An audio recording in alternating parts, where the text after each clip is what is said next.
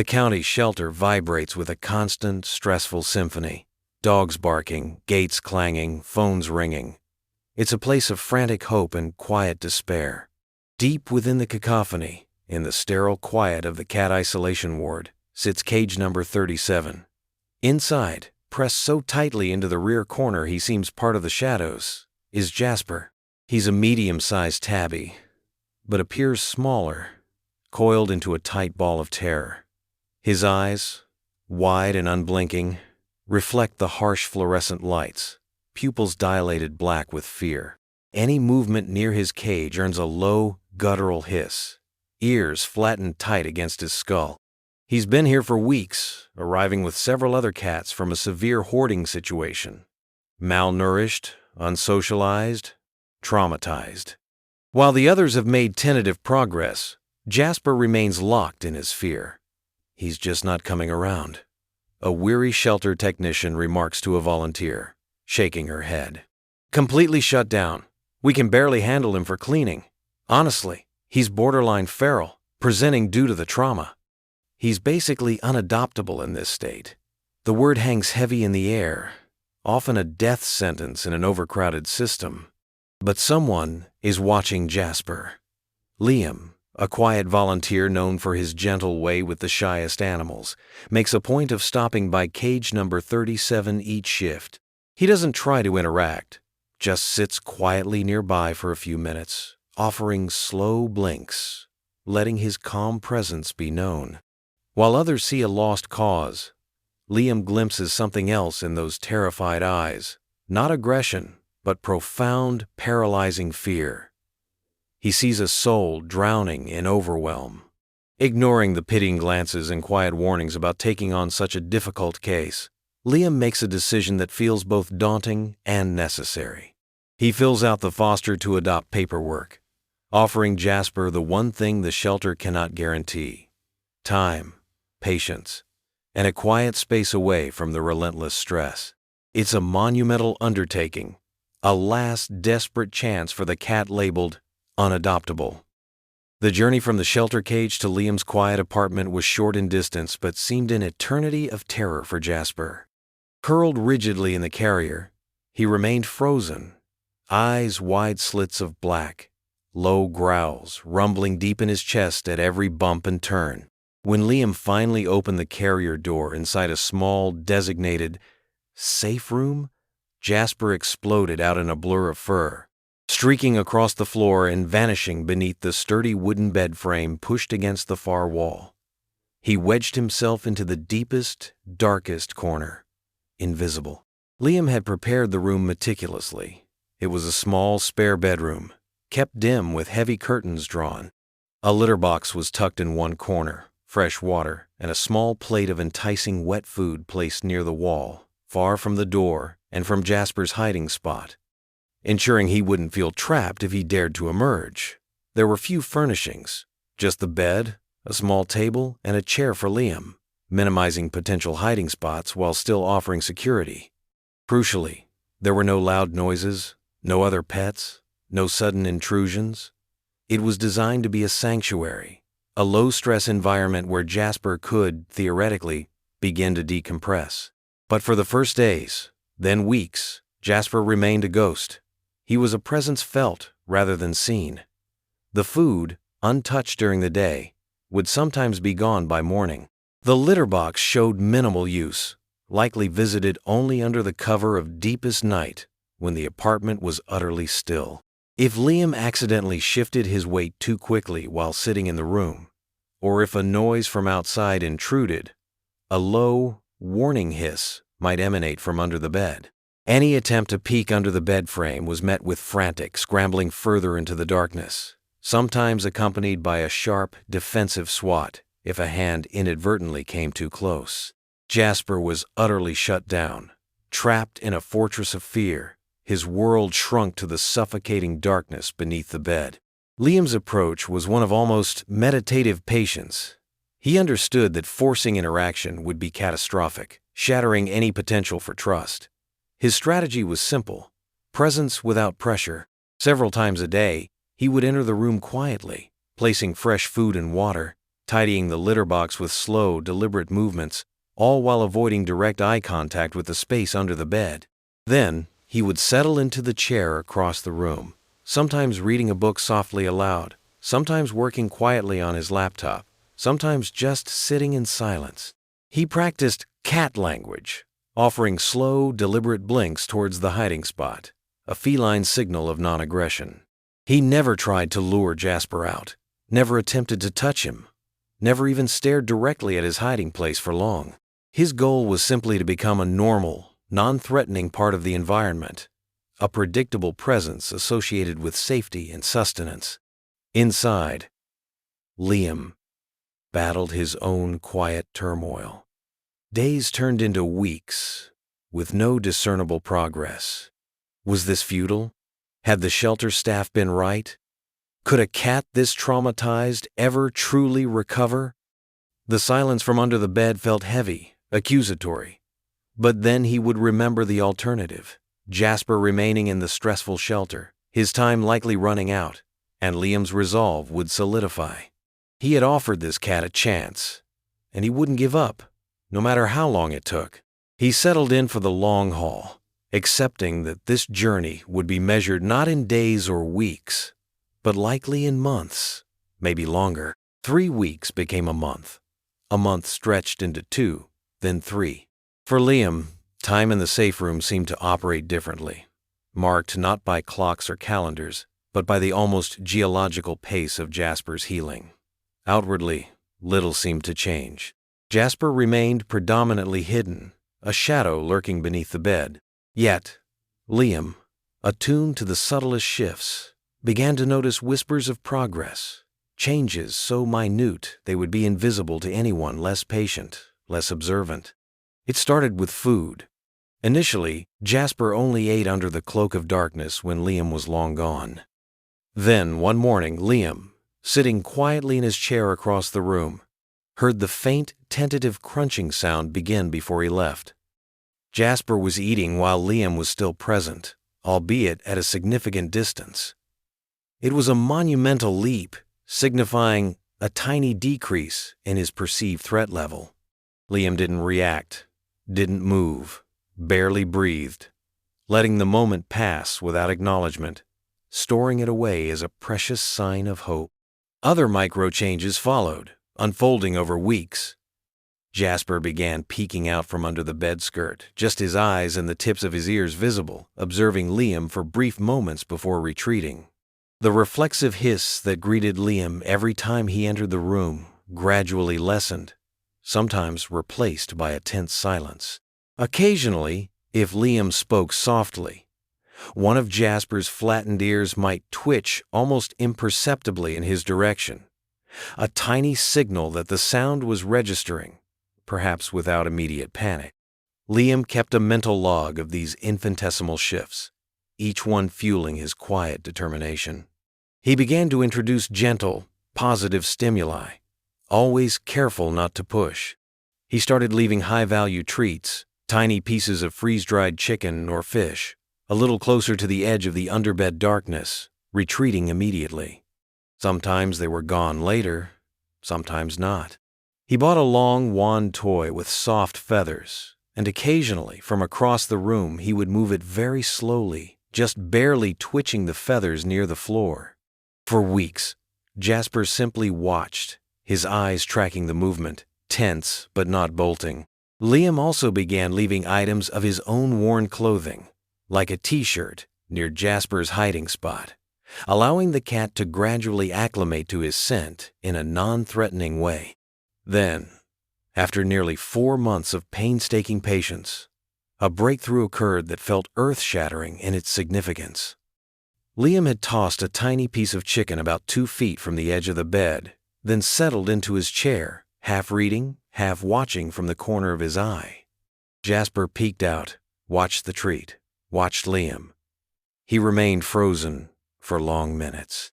Then, with agonizing slowness, he crept out from under the bed, snatched the treat with lightning speed, and darted back into hiding. Liam's heart soared. Jasper had chosen to retrieve the treat while Liam was watching. Later that same week, While Liam was sitting very still, Jasper emerged slightly further, sat near the edge of the bed, and briefly met Liam's gaze before looking away, not the wide-eyed stare of terror, but a fleeting moment of seemingly neutral observation. Liam offered a slow blink, his heart pounding with quiet joy. However, the path remained treacherous. Progress was fragile, easily shattered. One evening, Liam accidentally dropped his phone onto the wooden floor. The sharp clatter echoed in the quiet room. Instantly, Jasper bolted deep under the bed, and a frantic scrabbling sound followed as he tried to make himself smaller, safer. For the next 3 days, he refused to emerge even for food when Liam was present, hissing defensively if Liam lingered too long. The incident reset their progress significantly, plunging Liam back into worry, but also reinforcing the lesson. Healing deep trauma requires navigating constant potential triggers. Every sound, every sudden movement could reopen the wound. The slow thaw was real, but the ice remained thick and easily refrozen.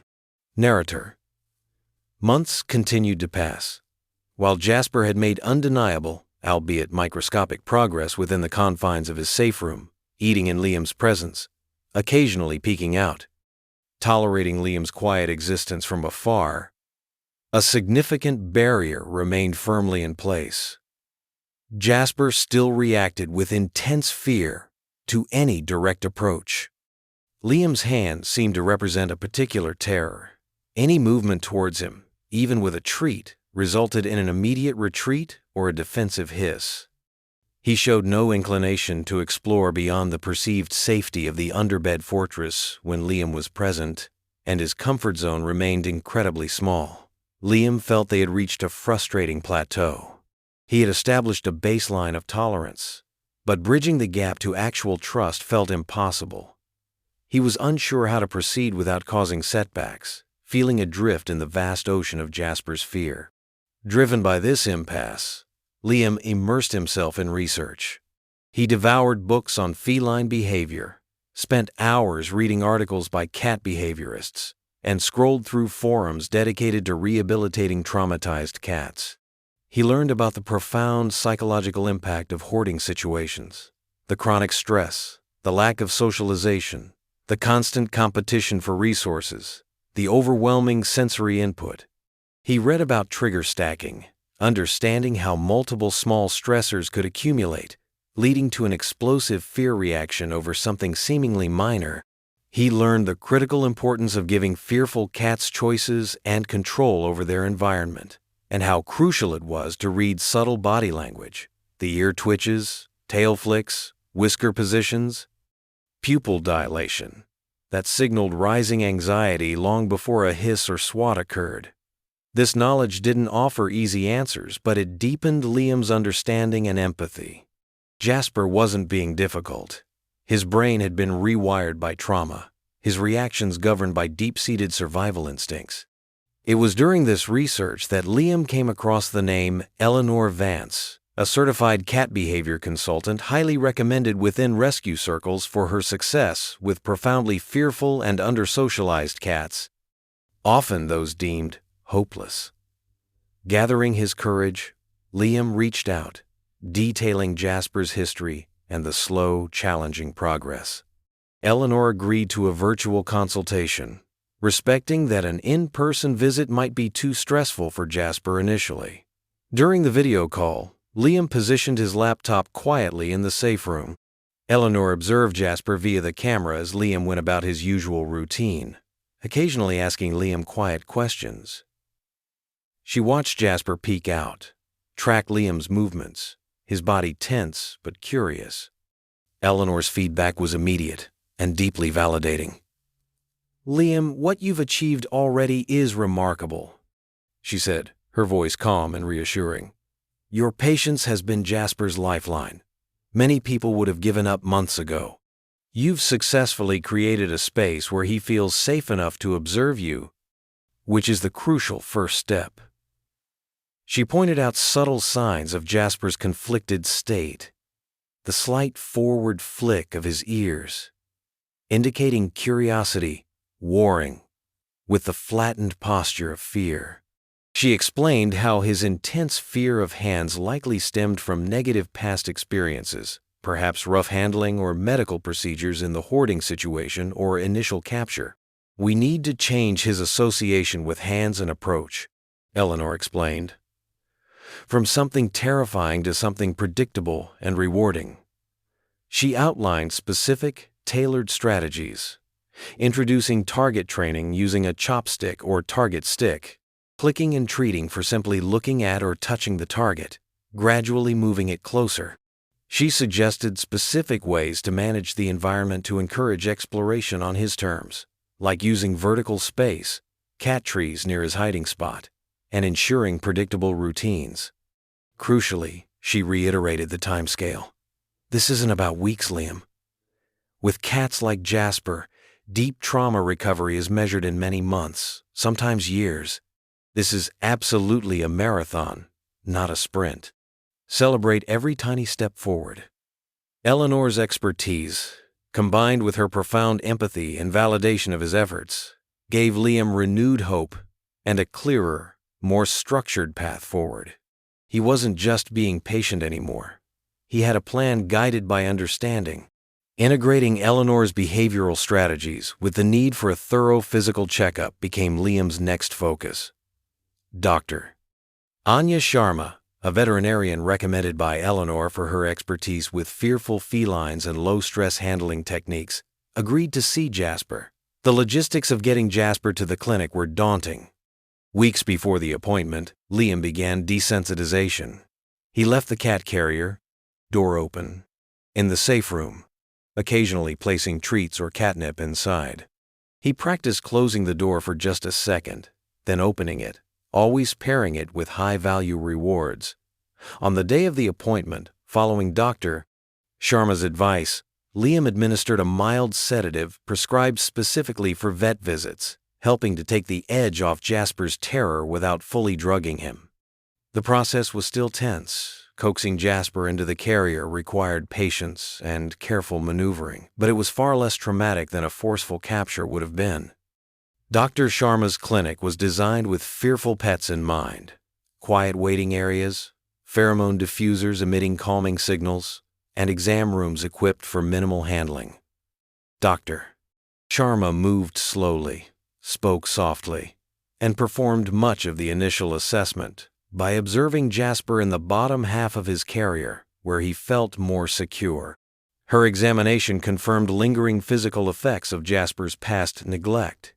He still showed signs of previous malnutrition, though his weight was improving under Liam's care. His teeth needed cleaning, and she suspected some painful dental issues might be contributing to his reluctance to fully engage. She found evidence of old parasite burdens, now resolved thanks to shelter treatment, but a reminder of his previous conditions. "Physical discomfort often exacerbates behavioral issues, Doctor," Sharma explained gently to Liam. "Addressing his dental pain and ensuring he feels physically well is crucial for his emotional recovery too." She recommended specific calming supplements for daily use and confirmed the benefit of Feliway diffusers in the placed end-of-use home. They discussed using gabapentin not just for vet visits, but potentially situationally if specific known stressors occurred. Back home, Liam diligently implemented the combined advice from Eleanor and Dr. Sharma. The safe room became a quiet laboratory for building positive associations. Armed with a clicker and tiny, irresistible treats, Liam began target training. Initially, he clicked and treated Jasper for simply looking at the target stick from under the bed. Weeks passed before Jasper tentatively stretched his neck to sniff the target. Months elapsed before he reliably touched it with his nose. Each tiny success was rewarded, slowly rewiring Jasper's brain. Approach equals reward, not danger. Liam used food puzzles, hiding treats inside simple toys, encouraging Jasper to engage his mind and body to solve them, building confidence through independent achievement. He continued his patient presence, gradually decreasing the distance between his chair and Jasper's hiding spot by mere inches each week, always watching Jasper's body language for signs of stress, flattened ears, dilated pupils, tense muscles, and retreating slightly if needed.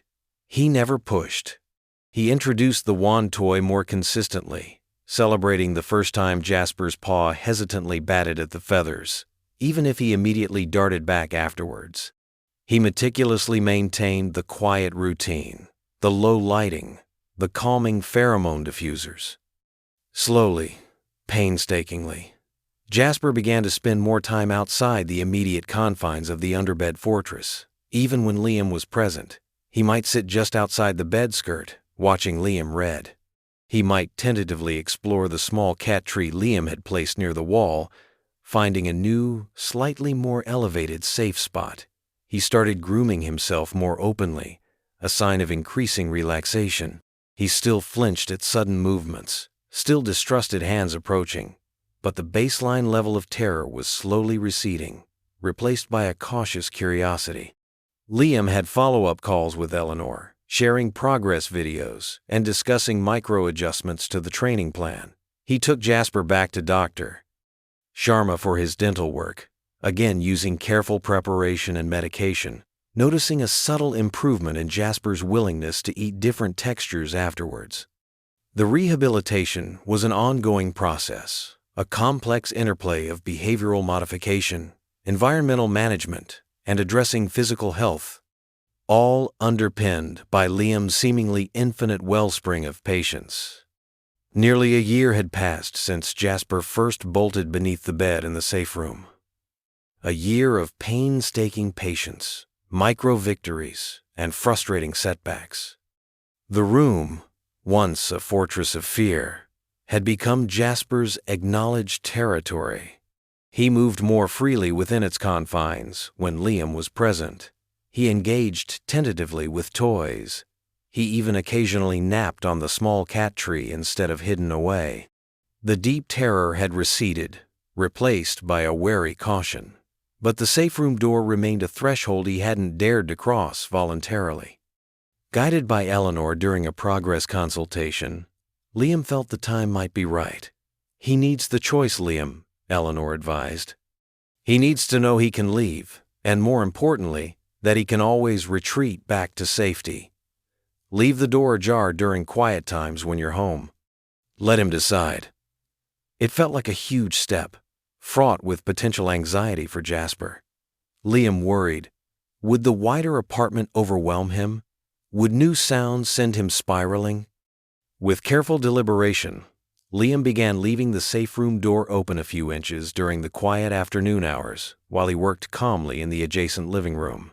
For the first few days, nothing happened. Jasper remained within his known territory. Then, one afternoon, Liam glimpsed movement from the corner of his eye. Jasper was at the doorway, nose twitching, peering cautiously into the hallway, body low to the ground, ready to bolt. He sniffed the air, looked down the hall, then immediately darted back into the safety of his room. This pattern repeated for over a week, brief, cautious peeks, followed by swift retreats. Slowly, tentatively, the peaks turned into steps. Jasper began making brief, silent forays into the hallway, always during the quietest part of the day, usually when Liam was settled and still. He moved like a shadow, sniffing intently at the baseboards, ears swiveling, mapping this new, larger territory. The slightest creak of the floorboards, or a distant noise from outside, would send him scurrying back to the sanctuary of the safe room. Liam meticulously maintained a calm, predictable environment, resisting the urge to watch Jasper too intently or make any sudden movements that might spook him. He simply let Jasper explore at his own glacial pace. Over more weeks, then months, Jasper's explorations grew slightly bolder. He ventured into the living room, sniffing furniture legs, peering under the sofa, finding new potential safe spots. He discovered the warmth of a sunbeam filtering through the living room window, sometimes choosing to nap there, albeit still maintaining a considerable distance from Liam. He learned the normal sounds of the apartment, the hum of the refrigerator, the soft click of Liam's keyboard, gradually desensitizing to them, though unexpected loud noises still sent him running for cover. He was slowly, cautiously, claiming the rest of the apartment as part of his extended territory, always knowing the safe room was his ultimate retreat. Then, one quiet evening, nearly 18 months after Jasper first arrived, the moment Liam had barely dared to hope for finally happened. Liam was sitting quietly on the sofa, reading. Jasper had been napping in his usual distant sunbeam spot. He woke, stretched languidly, and then, instead of retreating or settling back down, he walked purposefully across the room towards the sofa. Liam froze, hardly daring to breathe. Jasper paused a few feet away, looked up at Liam with soft, blinking eyes. Then, he took the final steps, hopped lightly onto the cushion beside Liam, maintaining a small distance, but undeniably beside him, curled into a ball, and began to purr, a soft, rumbling sound Liam had only heard faintly from under the bed before.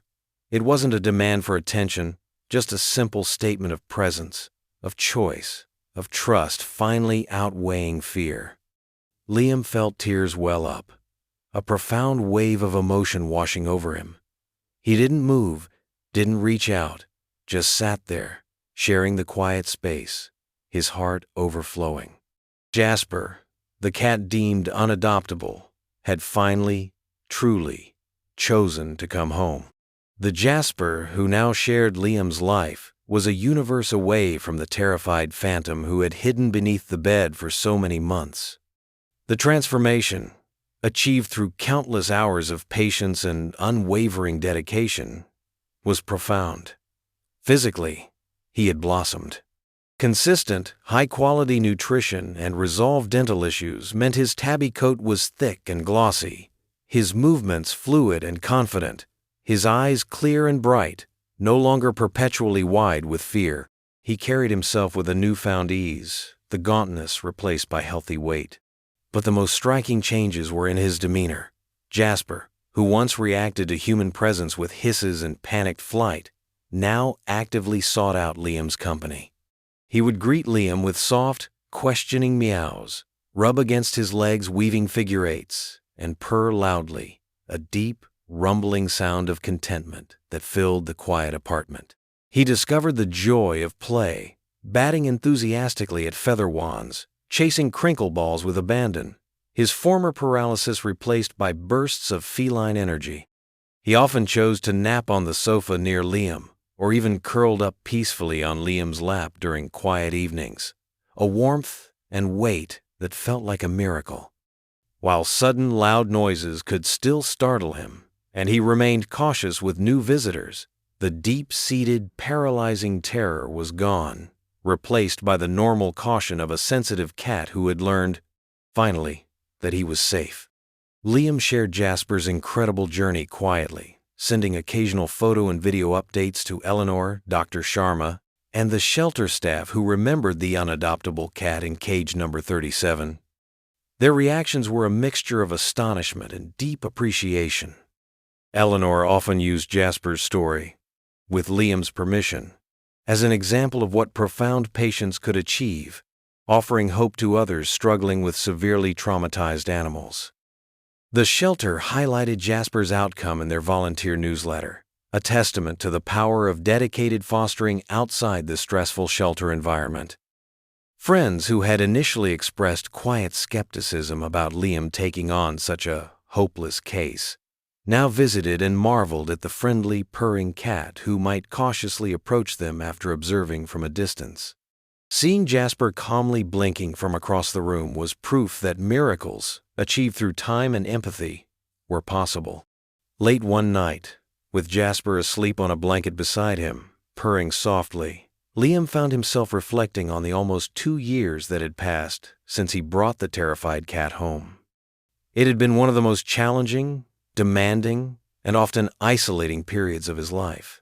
It required a level of patience he hadn't known he possessed, a commitment that tested his resolve daily. There were countless moments of doubt, frustration, and near despair. But Jasper, in his slow, hesitant journey back to trust, had taught him more than any book could. He learned about the profound depth of animal resilience, the quiet language of fear, the immense power of simply being present without expectation, and the incredible reward of earning an animal's trust when it had every reason to withhold it. Their bond felt unique, forged in silence and patience, a deep, unspoken understanding between two quiet souls. Jasper hadn't just been rescued. He had fundamentally changed Liam, too. From the shadows of a shelter cage, deemed broken beyond repair, Jasper's journey stands as a quiet, profound testament to the resilience of the spirit.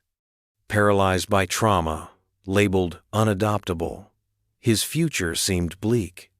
Yet, through nearly 2 years of extraordinary patience, unwavering compassion, and a refusal to give up, Liam offered him the safety and time he desperately needed to heal. Jasper's transformation from a terrified, invisible cat into a trusting, affectionate companion is a powerful reminder that profound recovery is possible, even from the deepest wounds. Jasper's story illuminates the immense potential hidden beneath layers of fear in traumatized animals. It underscores the incredible time, dedication, and specialized understanding often required for their rehabilitation. It champions the quiet power of patience, empathy, and positive reinforcement methods. May his journey inspire us to look closer at the overlooked animals in shelters, to understand the needs of those carrying invisible scars, and to support the slow, dedicated work that allows fragile spirits like Jasper's to finally trust, heal, and truly blossom.